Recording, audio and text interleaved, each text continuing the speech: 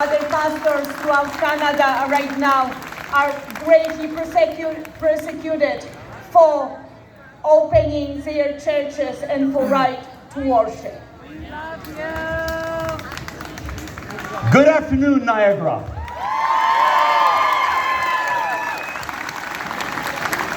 There's a song that we sing. It says, "I'm still here."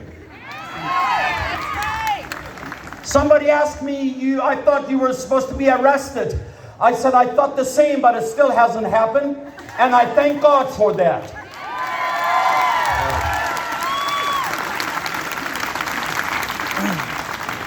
It is extremely sad that in Canada we are where we are. But I've got good news for you.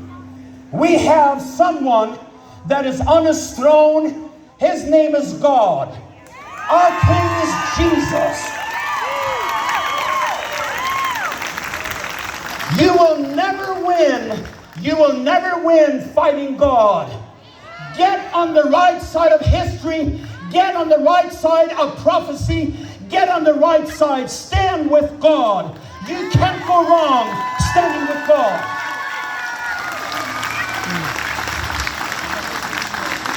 I feel no hatred against anyone whatsoever, but I am extremely determined. I feel in me working a lion's nature. As Pastor Art says, we are lions.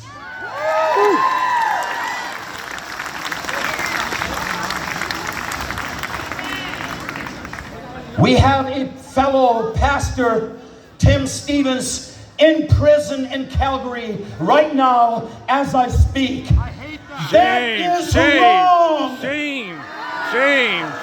I don't care who says what. It's wrong in Canada to jail the pastors. It's wrong. And they need to bring him out. Absolutely. Let me tell every police force nationwide, get to work and take care of things. Leave the pastors alone. Yeah.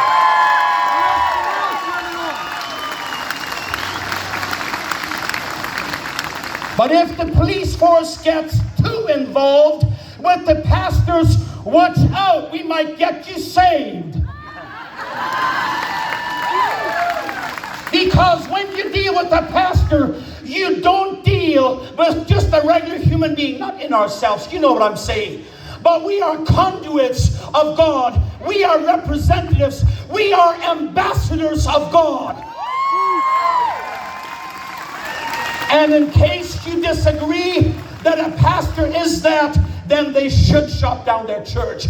Then they should pack up and do nothing. But if we are called of God, let's stand up to the tyranny.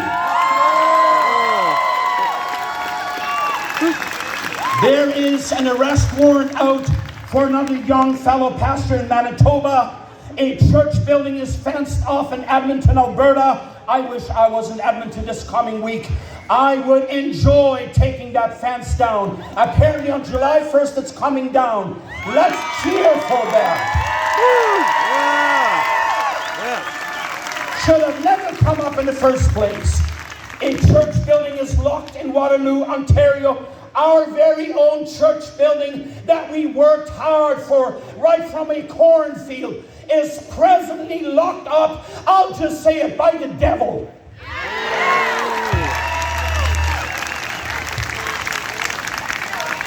I just counted my tickets last night, so to give you an up-to-date count, I have 32 tickets that were delivered to my address. We have, on May 14th, we received a fine, which needs to be paid now, $117,000. On May 31st, we were fined $66,000. On June 18th, we were fined $90,500. The total now coming up to $273,500.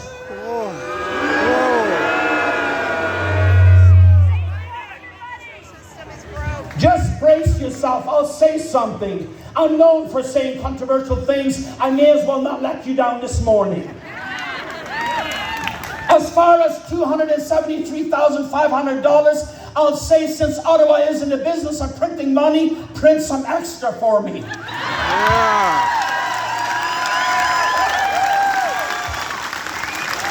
And I won't even be the middleman. You can deliver it directly to, who is that? It's supposed to be delivered to someone. You can take it directly there while I will be preaching, and while I will be helping to save people and baptizing people and be a real man of God.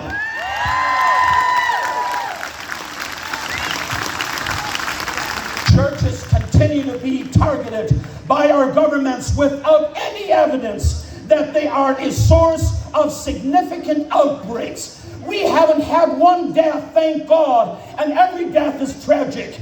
But I'm saying it's not about COVID, folks.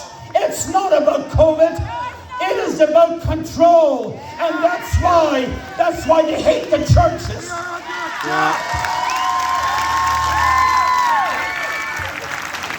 Stay here.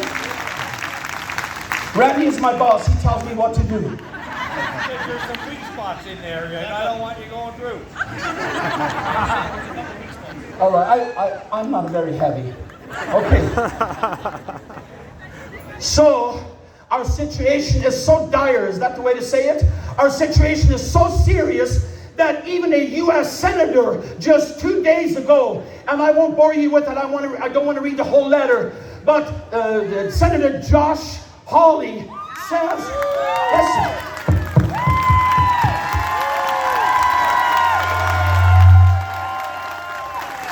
Senator, if you hear this, thank you for having an ear for us. Thank you for listening to what's happening to your northern neighbor. We are in trouble. We are in trouble. Mr. Premier from Alberta, you can no longer invite people worldwide, telling them, come to Canada if you face persecution. Now we need to invite the Cubans and the Russians and the Polish.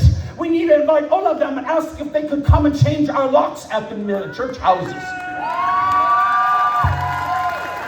Shame on us.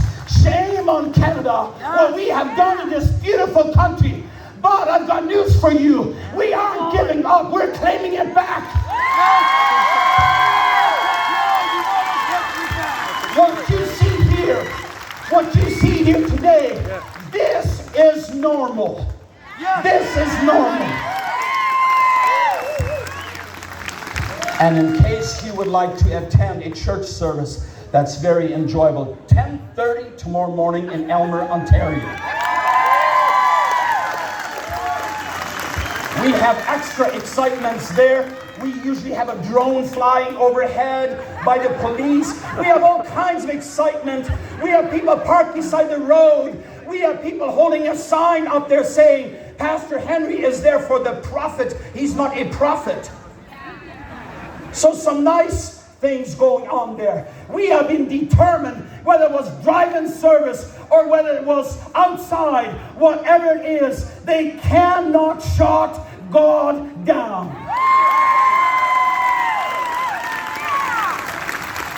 Let me just real quick read to you something that Josh Hawley wrote. He said Canadian authorities' arrest of faith leaders and seizures of church property, among other enforcement actions, appear to constitute systematic, ongoing, and egregious violations of religious freedom. I urge the Commission on International Religious Freedom to take whatever action is necessary to address and rectify this situation, and consider adding Canada to the Commission's watch list.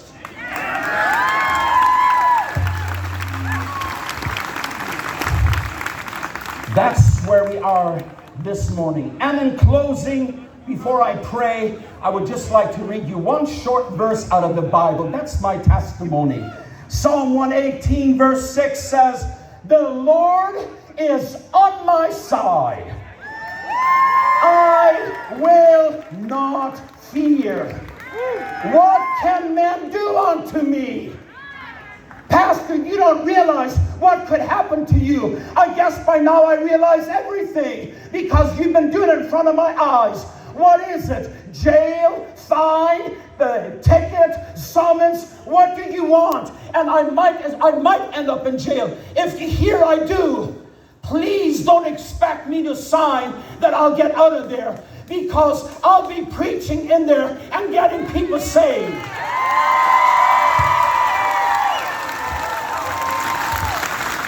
So, a word to the pastors, all the pastors in this land, could we wake you up? What would it take for you to wake up? If we had from the get-go stood as pastors should stand, this would have never happened. Would have never happened. Because we have a king that's above all kings. We have a Lord that's above all lords. And that's what they are scared of. Keep being scared, rulers. Keep being scared, while we will live in no fear, and we will be, like the Honorable Diefenbaker said, we will be real Canadians, free to worship God as we see we